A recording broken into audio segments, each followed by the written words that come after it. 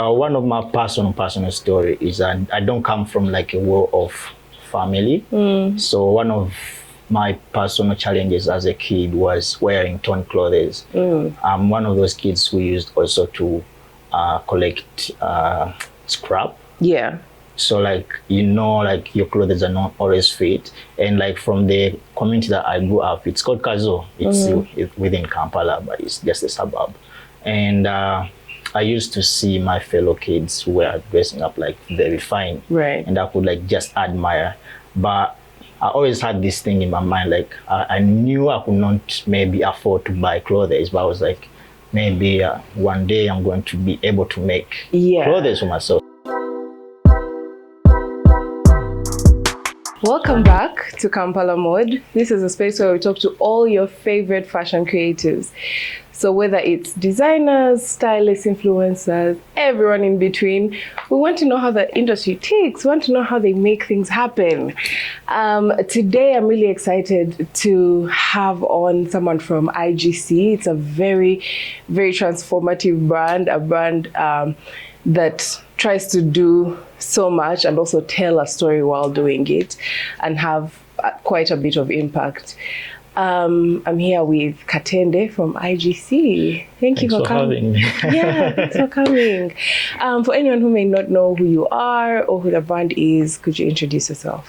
Yes, I'm by names of Katende Godfrey, a fashion designer from IGC Fashions. IGC stands for Ibrahim and Godfrey's Community Fashion. So it's a community-based fashion label. The fashion brand does a lot of things, but our main focus is to create awareness and inspire people to research about African heritage and traditions. So how we do that is by working with materials like the Barkcloth. We work a lot with the Olubugo material that so many people know from Uganda. We also work with raffia, we work with cow shells, and why we choose specific materials like this is to tell a story and get people inspired to research about our traditions and heritage. We also do lots of like the community part of IGC. We do lots of workshops, outreaches in different parts of Uganda, around Uganda. We work with street kids, we work with the Backlo people, we work with people in Kitigum, in Kasese. So like we have this program called the Fashion Cipher. This is a program where we move in different regions just to equip people with vocation tailoring skills so that they can empower themselves like economically and all that. So that's IGC in brief. Okay, that's quite a lot, by the way, because for most people there's just used to just a brand that's just making clothes and that stuff. Where does your love for fashion come from? Why fashion? Yeah, that's a good question, because when I started doing fashion, but before I started doing fashion, I think I have like lots of stories that led me to that. But one thing I remember the most is I was from my vacation from 6 back, and I was looking for things that I could do. And it turned out like I tried so many things. I tried to, how do they call it, portai, like lifting sand and like for the builders. And like those things were not fit for me. I was also a break dancer. I used to be a break dancer. I have like a big break dancing community or hip hop community behind the brand. I was also an MC, but these things were not financially sustainable for me. So I saw fashion as a tool I could use to empower myself, like also financially, like support my family. So like from in my vacation from 6, that's when I started tailoring, and I saw like value in that, like but there also other elements that inspired me like way before that. What are some of those elements, by the way, like the before? Because I like to know, many times people, you feel like it stumbled into fashion, but then you find that there was something that they were into when they were like a kid or something like that. So one of my personal story is I don't come from like a world of family. So one of my personal challenges as a kid was wearing torn clothes. I'm one of those kids who used also to collect scrap. So like, like your clothes are not always fit. And like from the community that I grew up, it's called Kazo. It's within Kampala, but it's just a suburb. And I used to see my fellow kids who were dressing up like very fine, Right. and I could like just admire. But I always had this thing in my mind, like I knew I could not maybe afford to buy clothes, but I was like, maybe one day I'm going to be able to make clothes for myself, because I was like, it's cheaper, you know. So yeah, I was like, one day I'll make that happen. But also like that's another link I feel like connected to fashion for me. Another link is growing up, seeing my mom getting clothes for my dad, and them making like garments out of those clothes for us as kids. You know, she had a friend who was a tailor, and she could always give that friend clothes for my dad to resize, but also to make like 3 pieces out of like a trouser, or, you know, for us. And like these are stories that I usually connect to that. Do you remember like the first item that you made, whether for yourself or? I remember. It was a vest. Was like a very unfinished vest, but I really liked it. And I remember coming back at home, and my mom looks at me like, "Wow, that's good." I made it, but it wasn't that fine. So she was very encouraging of you. She was. My mom creative. was very encouraging when I was learning. My mom, and there's another second mom who was living close to us, so they're the ones who gave me like second hand, or like their bed sheets, like old bed sheets, and like go and learn. So like that, this is support I got from my mom, and the second mom, I call her our neighbor. Okay, that's interesting. I found out recently, because I saw that you guys had participated in Kampala Fashion Week of 2018. Yes, we did. With the disaster collection. Kampala disasters. Yes. I want to talk about that in a bit, but also like you mentioned your partner had participated in the seed project. So it was one of those things where like the brand kind of got that kind of incubation or mentorship. Can you talk about either that, or how, like, was the brand established before seed project? What was it like before and after? So before, the brand was established already before seed project. And how we started is with that program called the Fashion Cipher.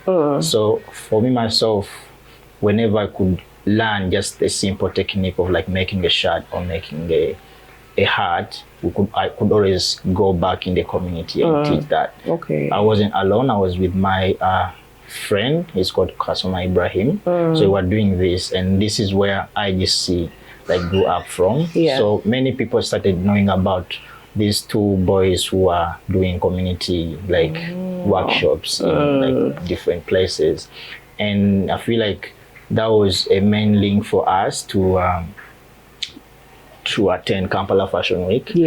Because now I'm trying to remember, my colleague applied for seed show. That was like I think like a social part of Kampala Fashion Week. So he participated in the competitions. He didn't win, but from him participating, he got linked with Gloria Obamuno, with the people of who produce New York Fashion Week, one of the producers, like LDJ. So there was an intern there called Cecilia Feya. She was a designer from St. Martin's, and this lady liked what IGC is doing, or the values of IGC and the community emphasis. And like by then we had women who were teaching in Kazwa, our studio. So she was invited. We invited her to come at the studio and like share some skills, because this is something that we do always. Whenever we get across like a designer, we're like, okay, we have this community, you want to teach. So she started coming and teaching there. And I feel like that was after the Kampala Fashion Week, but like a few weeks after. So when she did, she really liked it, and then she invited Gloria and the LDJ for our next cipher that we did in YSA. And this is when Gloria and other guys came and participated in the fashion cipher in the community. So from there we got attached, like we got linked with this community we never had opportunity to connect with. Yeah. And yes, Gloria, we saw the call for Kampala Fashion Week then, and Gloria invited us, or we approached her, and she was like, guys, I remember that Kampala was very expensive to participate. Right, yeah. And yeah, we talked to Gloria and she was like very open for us. She was like, yeah, guys, what I'll cut for you like a bit. You pay half of the price you're supposed to pay. Then yeah, we did participate in it. And from there, like our link with the LDJ, because I still work with the LDJ up to now. Yeah. Like we bonded a bit, and Gloria we stayed in touch with her. She's someone that I always run to when I need like some advice, or like we need to talk about something. So like, yeah, from there, like from Kampala Fashion Week, IGC started being recognized. Like we got our first professional pictures. Right. Yeah. Because I know, like when you scroll to the end of the page, you're like, oh, this is where it started from. So that's why I was curious about what was happening before that page. Can we talk about that collection though, the disaster? Kampala disasters. Yeah. What can I say about that collection? The Kampala disasters, we wanted just people to wake up. That was our first actually collection. We had like pieces before, but we had a like some vision and like mood board and all that when we were doing this collection. So that was our first proper collection to showcase out to the world. And this collection was more to intrigue people, like to wake up. So it's more avant-garde, more like it's a bit wild, but also like we use like these indigenous materials. We played around with the Barkcloth, the black, the brown. We played with goat skins, just for people to see something new, but also for us to make a statement when we are doing like our first runway, basically. Yeah. Let's talk about those materials that you use, especially like Barkcloth. I feel like over time, the perception that, people used to have a Barkcloth, I feel like it's kind of changing now. Yeah, it is. It's a bit more open. How do people react to your collections, your clothing? People are changing, but the change, I feel like it's more in the art community. Yeah, it's a beginning, because it wasn't like that before, and now like more artists are engaging with it. But I'll tell you just a little bit story of how I started working with the Backlo and how my family perceived me working with the Backlo. Yeah, it was like a very funny part. And so one day, I started focusing a lot with working with indigenous materials, basically from hip hop. So hip hop is a very big link for my brand, and we do lots of activations in the hip hop community. But there's this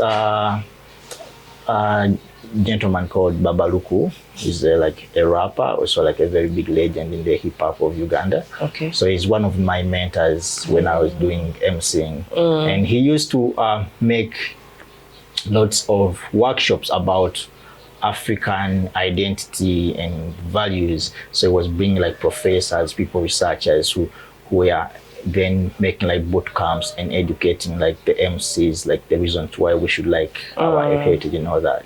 So from these workshops, I started valuing these materials. Like that was even before I started making clothes.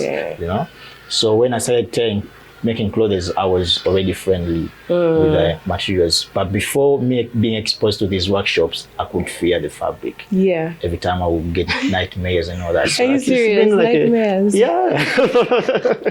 Like everyone else. I think many people do. Like up to now, my mom tells me, your dad fears back. Really? Yeah. Yeah. So did they not want you to work with them? Did they think it was going into a very different world? Yeah. I remember one day I was coming from home. I was going to attend some event by the US Embassy, and I was wearing this jacket made of Backlo. So I was walking from my home to the taxi, and people from the village were looking at me like, what's serious? going on? What's going on? I could see the tension, but anyway, I just walked back. Me coming back home, I was like dead. My mom was like, stop making clothes. Like people are thinking you're running mad, like, you know, like this energy. And I was like, oh mom, like this is just a material, but you can't explain to her that much because she already knows what she knows. Like for very many years, it's been like evil material, and you are just her child. Like, how can you educate? So like it was an intense situation for me, and she gave me like options: go to mechanic and all that. Like it was crazy because by then I wasn't earning from fashion. So I wasn't earning from fashion, and I was dressing up like Barkcloth things that, you know, like, so yeah, people still do have a negative perspective about the garments, but now my mom totally changed. She likes wearing the things I do, and she has nothing against Backcloth. And I know, like, the more we keep using these materials, the more people are going to learn about them, because the stories attached to these materials is not the truth, you know. So this is something like we create awareness against when we are making our clothes. I see that your brand is heavily inspired by African heritage. Can you talk about what that means, especially like the fashion heritage of Uganda? Because I think when we look at what are Ugandan fabrics, a lot of the time the list is very, very short. So tell me about that. What do you think? So when we talk about Ugandan fabrics, the list is very short, yes, but it's a crucial country in the world of textiles or fashion. The fabric we have here, the Lubugo fabric that everyone thinks it's for dead people or evil, it's the oldest textile in the world. It backdates knitting, like before they started knowing weaving and all that. Barkcloth was there. So that shows you the amount of technology we had within the region. And so many people around the world, not in Uganda, around the world, when they hear this story of the magic behind Barkcloth, when I mean the magic, it's like very environmental friendly. It's like people are now looking at the options of environment friendly materials, because almost everything we are wearing is plastic. It is damaging our bodies. And when they hear Barkcloth, they're like, wow, this is the solution. So talk about German, people are using Barkcloth, like Puma even has shoes made out of Barkcloth. Mercedes-Benz did their entire interior design out of Barkcloth because they are seeing value. In Uganda, we're not seeing the values in this material. So yeah, we have a limited list of materials. There are some people like Texfad. They make banana materials out of the banana stems. We have the jute, comes from here, from the sisal. When we have the Barkcloth, and these materials are very sustainable. They are small, but they're making a very huge change outside there. And I think, by the way, that banana fiber cloth, it could be the future, because I feel like, first of all, we consume a lot of banana, so I don't know why that is not something that's a lot more. It's just beginning. So I think by when the time goes, people are going to be familiar with it. I saw a video like 3 years ago where they were talking about banana cotton, where they were making that fiber and transforming it into like some sort of cotton, like a softer fabric. And that was in like Palestine. And so in my mind, I'm just like, we need to bring something like that here, because it's very accessible here. And that's one thing we are lacking on the ground, is the tools. But innovators are here. Like, we have bright people, but just the machinery, like the technology, like the exposure. Isn't it very rough? Like, because I think also of all the textures that of all the fabrics you've mentioned, they're all very like rough, and yet the girls want to wear something soft, and I know, like, but people wear leather. Anyway, people wear leather. So these are alternatives. They have not yet we have not yet put these materials on that level of being so soft. It's just a matter of us being exposed and having the right machines and technology in the country. But when people travel out, they can easily do these things, you know? So I'll just go back to the heritage part. Yes, yes, yes. I think I took you to the way of materials only. Yes, yes. Yeah, but yeah, about African heritage, why we are focusing so much as Africans. For me, my research shows how we can beat the global market is by making things locally and having the inspirations locally. Okay. And how do we get those inspirations? Where do we start from using our own materials? We already have things, but people are fearing to source these inspirations because whatever we have that was ancient was demonized, you know, by the colonial influence. So for me, with my fashion, I'm trying to re-educate or encourage people to act also like self-research about the facts behind these materials, like the materials, like the stories.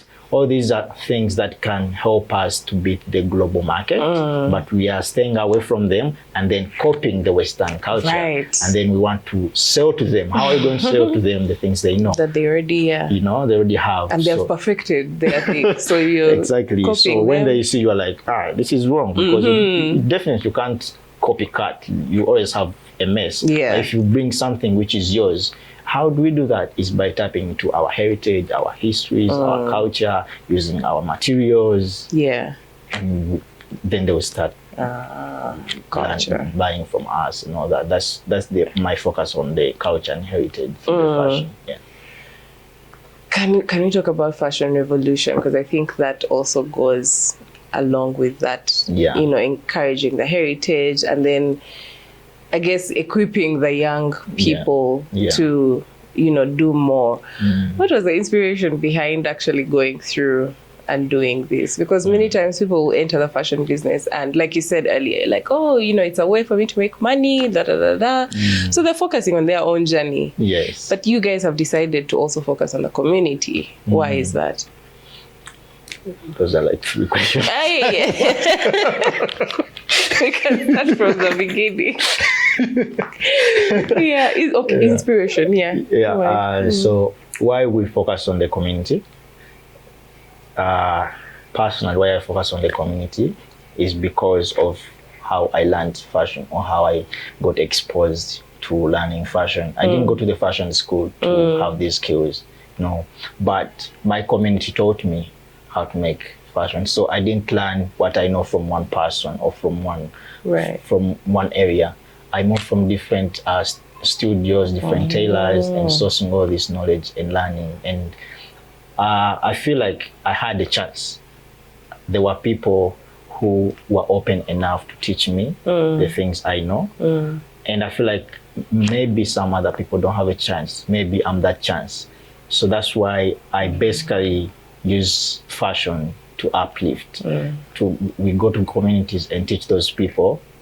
For me, I feel like they might see a chance in the fashion, and maybe fashion might be a tool for them to open the doors. Yeah. So we just go there and teach those who want. It's a free service. Those who want will go on. Will look for another tailor. Just to empower themselves. But that's why, like, because of my story, how I learned fashion, like from. And you know, sometimes I feel like people need that spark, and if someone is, you know, born under a situation where they are not exposed to the opportunity to do that, they may not know that this is a possibility for them. You know, like sometimes people, because of the circumstance, you're there and you're like, oh, maybe I'll just do this that I'm seeing this person do, not knowing, you know, and the talents that could have died from there and seen. So have you gone on to work with some of these people? I don't know how big the team is. I like many of my tailors. These people who have taught in the fashion ciphers. Many of my tailors. My content creator is from a break dance community. He's also, I got introduced to him through the fashion ciphers. But I always work with these people. I also always go back to those communities, even if I'm not working with them. if I get someone who's interested in uplifting community, I'll just deliver that person to this community and like, okay, this is the community. Yes. Yeah. So like that. Interesting. Yeah. Yeah. Who buys clothes that are, you know, I feel like the style, and correct me if I'm wrong, I feel like the style is very grungy. It's very, you know, sometimes, as they like to say, distressed. Yeah. And, you know, this and that. Yeah. So, like, who is the market for clothes from IGC? So IGC has like different lines. So I do costumes. Many people know me from the costume side. Right. So I make costumes, like those ones are more for education purposes. Okay. So when you see these costumes, I'm either going to take them to galleries, to museums for study purposes. As I told you, my work is more to inspire people to research about African heritage and culture. Yeah. So these costumes most of the time end up in galleries where people are going to be reflected and be inspired and learn more. I also do ready to wear, like these garments I'm in right now. They are also from IGC. And these ones, most of the people who buy them are artists from diaspora or Ugandans who are, I don't know why more artists from diaspora or Ugandans from diaspora. But I think, this is my theory, I think why these people from diaspora end up buying lots of IGC clothes is because these people see a need of reconnecting to the roots. Right. And because this is a brand that is creating awareness about culture and heritage, when they see what you do and they know the story and the value, they get attracted more to the brand. Yeah. And also like the price bit of it. There's also that. It's very easy for them to buy from IGC, but also the values they carry when they buy the garments. Yeah. That question you asked, why it's mostly like people from the diaspora, so real, by the way, because I think it's also a part of the reason why we are dealing with such a huge fast fashion problem, the second-hand market, and, you know, the cheap, poor quality clothing from from China and stuff like that. Yeah. Can we even talk about that? Like, how do we fight against fashion? Should we fight against fast fashion? First of all, we should. Why is it bad? Because someone may be at home thinking, but it's clothes, it's cheap, it's accessible. Why not? So I'll take you again back to the other question of Fashion Revolution. So Fashion Revolution is an organization. It's a global organization that creates awareness about the dangers of fashion to the environment, like the dangers fashion causes the environment, and all this thing is caused by the fast fashion. Yeah. So for the people who don't know what fast fashion means, fast fashion is these are garments which are very cheap. So because they are cheap, there is a high demand. So the producers who make these clothes make them very fast because they are consumed so fast. Yeah. So they have to keep up with the market. So they make these clothes very, very fast. But that's not all. Like, there is a cost to that why they make them very fast. So they have to make sure the cotton, or if they have cotton materials, the cotton is sprayed and it's chemically engineered, so it grows so fast and in bulky.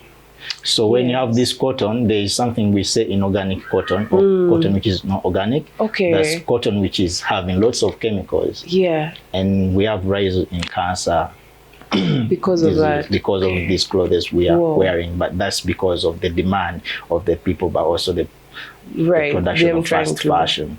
So it goes with chemicals. Some people opt for using polyester because it's cheap. Yeah. So you want to sell people cheap things, you have to make things at a cheaper price. Yeah. So we go for polyester, or people who know polythene. Polyester is polythene, or like from the crude oil. So it's not very good to put on your body because the fumes that comes out can cause diseases like breathing disease and all that. So all these issues are coming from fast fashion. Yeah. So for people to understand more, I will also tell you the other way, like the clothes which are sustainable, which is not fast. So clothes which are not fast fashion, most time these are clothes which are organic, like comes from organic materials. Like So also these materials grow like very organically. Yes. It's not spread, like it takes its time. You know, so when you have it on your body, it's not going, you're not going to be having fear that you're going to get diseases from this material, like materials like Barkcloth, like organic cloth. Yeah, so like the dangers of fast fashion. Now the dangers of fast fashion, we have the Owino market, but we've not directly, we did, but there are other countries which have faced these dangers direct. I will just give an example of Ghana and Nairobi just next door, because right now Nairobi is the biggest importer of in Africa. Yeah. So how is fast fashion connected to second hand? You know, so these companies make lots of clothes. Yeah. These clothes people buy them very fast. So, and when they buy them very fast, these clothes end up like getting spoiled so fast. Yes. So, but what happens? People don't keep the garments. They go and buy another garment. So someone can be having like 100 of clothes in their wardrobe that they're not using. So what happens? They collect these garments and they throw them and they buy another cheap garments. But these garments don't disappear. Right. You know? Yeah. They end up in landfills or like in markets like Owino market. Yes. But it's not like all these garments which you throw away end up being bought. Yeah. Because some of them are totally damaged. Yes. So they throw them. But because they are fast fashion, there are lots of chemicals involved in making them. So when they throw them in maybe lakes, you are not going to eat any fish. Right. Right now, there's research that shows every baby who's born has plastic, microplastics in their blood because of these clothes. Because most of the clothes we have are plastic, you know. So like that's the fast fashion chaos we have. Yes. And my brand is more about creating also awareness about why we should not opt for fast fashion. What are the healthy practices we have to do as consumers when we are buying clothes, or as fashion designers when we are making clothes. Right. Yeah. So now, as a consumer who is living in Uganda on a typical Ugandan, you know, cost of living and salary and whatnot, how does someone, you know, use clothes or you know, choose clothing more intentionally? Because at least for me, what I see with fast fashion and the opposite, slow fashion, is, you know, this decision to kind of try and buy higher quality, better quality clothing that may not necessarily disintegrate immediately. Yeah. Or to buy organic, and of course organic, a lot of the times the price point is a bit higher. Yes. But then you see the difference, because with one top it's fading in, you know, 2 weeks. Yeah. Then this other one, you have it for 10 years, 10 plus years. Exactly. And at least, speaking from my own perspective, I'm not someone who likes to like throw away clothes or just like, you know, I like to choose, you know, with so much intention and stuff like that. But then there's some people who are, let's say, going out every weekend and they want to look different, or they're, you know, they're outside, they're enjoying their lives. How do they, you know, be more intentional with clothing choices? Yes. Now, one thing, if you want to be sustainable, if you want to build a sustainable future for your country, but also for yourself, one practice you have to know is not to overbuy clothes, because the more you buy, the more harm you're creating for the environment. So if you're that selfish, you can just go and buy. But if you're conscious about the environment, about the people around you, you have to lower down at your practice. Because fashion, for me, how I know fashion represents represents who you are. It's your identity, you know. if you have lots of garments, you're going to even lose the identity, because Right. every day you are just changing. Yes. But why is it so important for you to have like 3 jackets in your wardrobe? You are limiting the waste, you know. Sometimes fashion is also esteem, but you know, and if you are always having lots of things, that means you are even having like cheaper clothes. That's so you know? true. You have to see value. Yeah. You have to, like, the clothes you have in your wardrobe has to mean something to you. Like, Absolutely. don't just have just to whatever have because many. you want people to see you changing. Is what you have really identifies who you are. You know, are you seeing that like value? Are you having clothes that you are scared of dumping? Like, if you dump it, you feel bad. Weirdly enough, I feel like that is the place where I kind of understand the space of fast fashion, because I think when someone does not necessarily know what their style is or who they are fashion wise, it's a lot easier to experiment first, cheaper, and you're like, oh, let me try this looks cool, the girls are wearing crop tops, you know, these kinds of pants, so you try the things that you try, and then when you see something that sticks, that's when you go and get more of that thing that is in a higher quality or something that's a lot more sustainable, and then you continue on like that. So I don't know. And the other thing is, like, many people think having more clothes means they are rich. Right. You know? Right. That's why they want to show off, like, I'm changing. But boss, you are changing cheap things. For real. You know? Yeah. So have that perfect garment that you've spent your money on.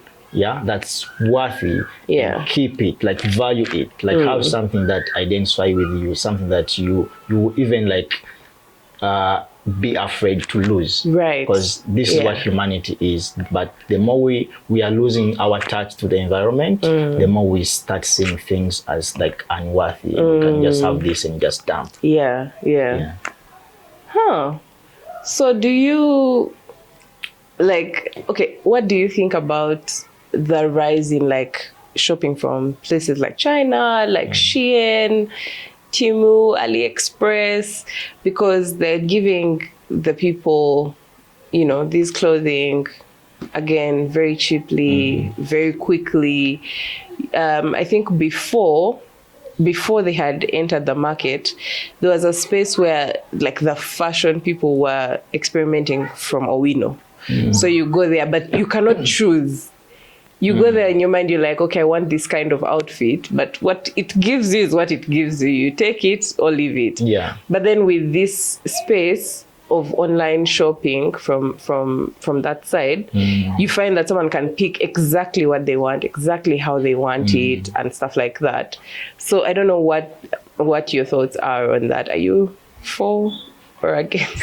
Here's the thing. I downloaded the app, the Shein app, to see what was on there. I haven't bought from them yet, because again, it's something that is still a resistance for me personally of the whole system of the fashion.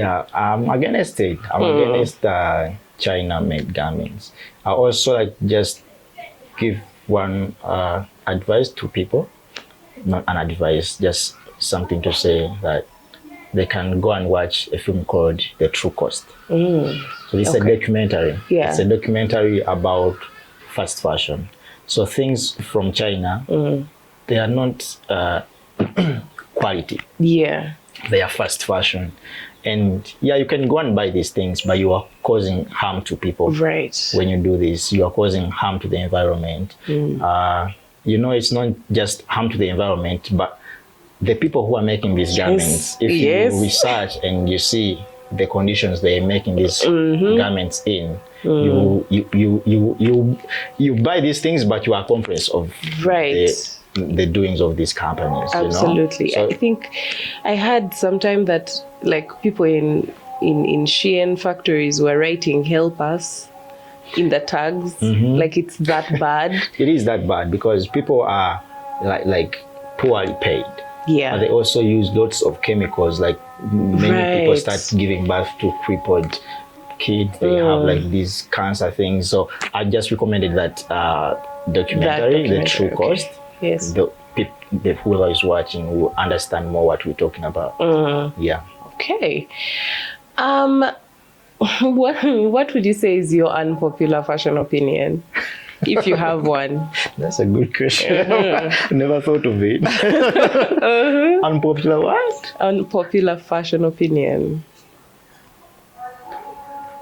Wow. Either what do a lot of people like that you're just like, or what do a lot of people dislike that you actually kind of like?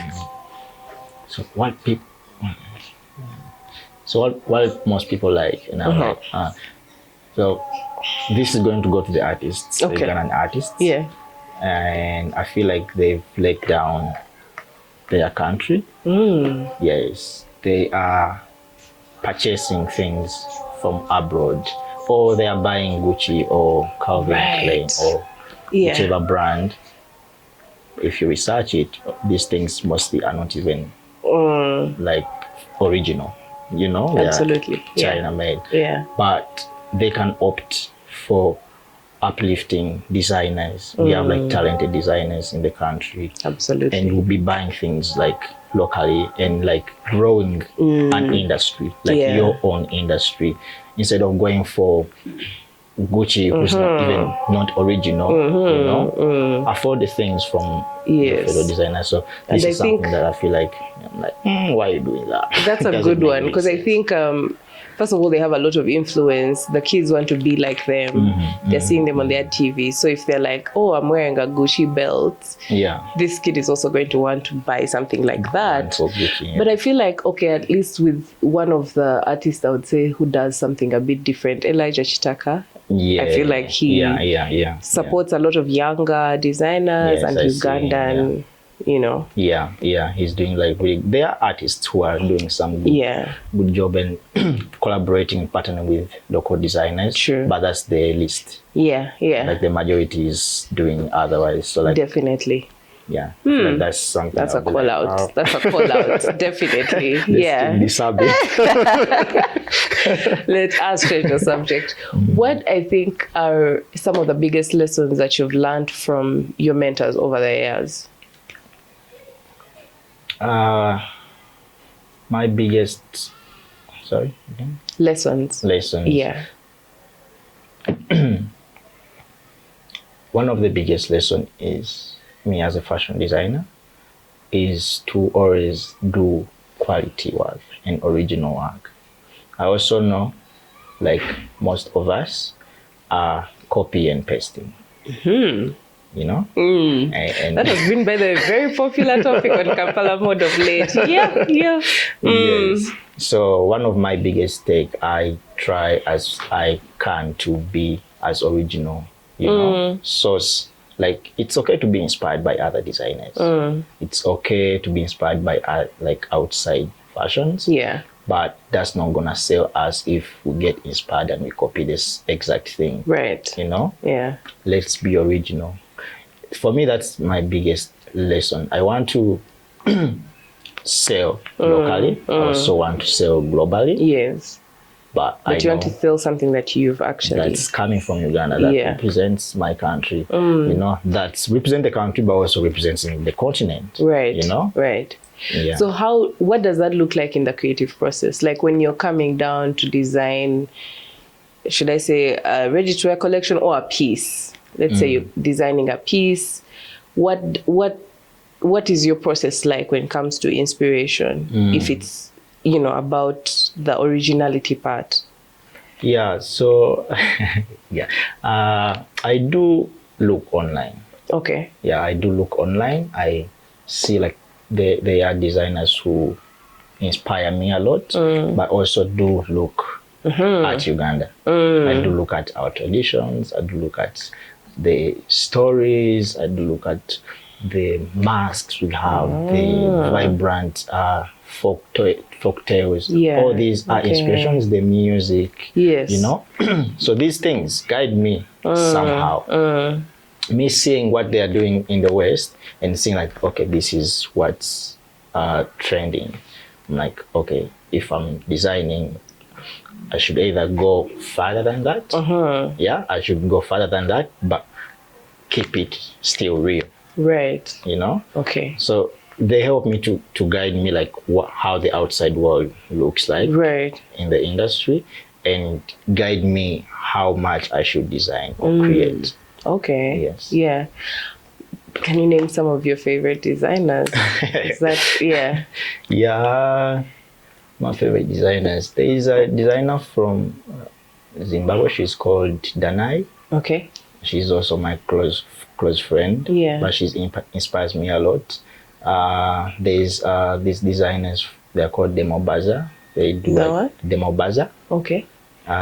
Many people know also Rick Owens is also good inspiration. Yeah. Yuji Yamamoto has like some beautiful pieces. Yes, but I also source a lot from our art here. Yes. Because I feel like your point of like, oh, people copy a lot and, you know, try to be Western and then just put it in a Ugandan context is very real. I don't know if there are Ugandan brands that you look at and you really think that they have that originality and that realness. I don't know which ones those might be. That I know Gloria Obama. Yeah. She does like great works. Buziga Hill. Oh yeah. Bobby is also like very original. You see that his pieces represent who he is. And they let me see. There's these guys ORM. Yeah. They do like some nice pieces out of Barkcloth. Jose Hendu, she's also like doing like great work that's original. Who else? There are others like Queer Clothing, Bobbin Case, Official. Official. Yeah, I've seen Bobbin Case. They're really cool. Simline Atelia. Oh yeah. Yeah, we have some good designers who do like incredible stuff. Yes. Okay. I know for every creative they wear so many hats. So they're like designing, they're also cutting, they're also sewing, they're also doing this and that, marketing. What in the design process is your favorite part?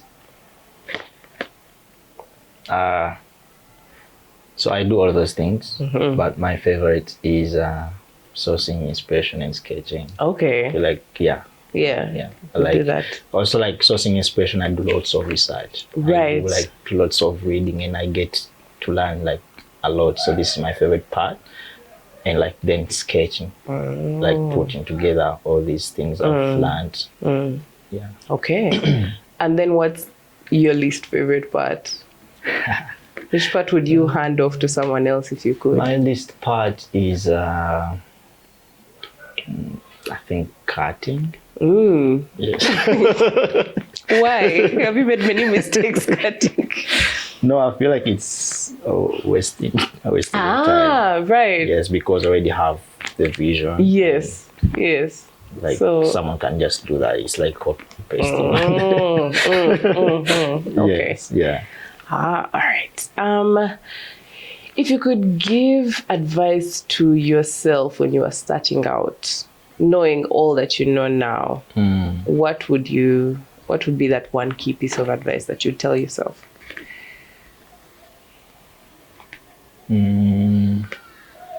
I'll tell myself, I think, take time or hold on.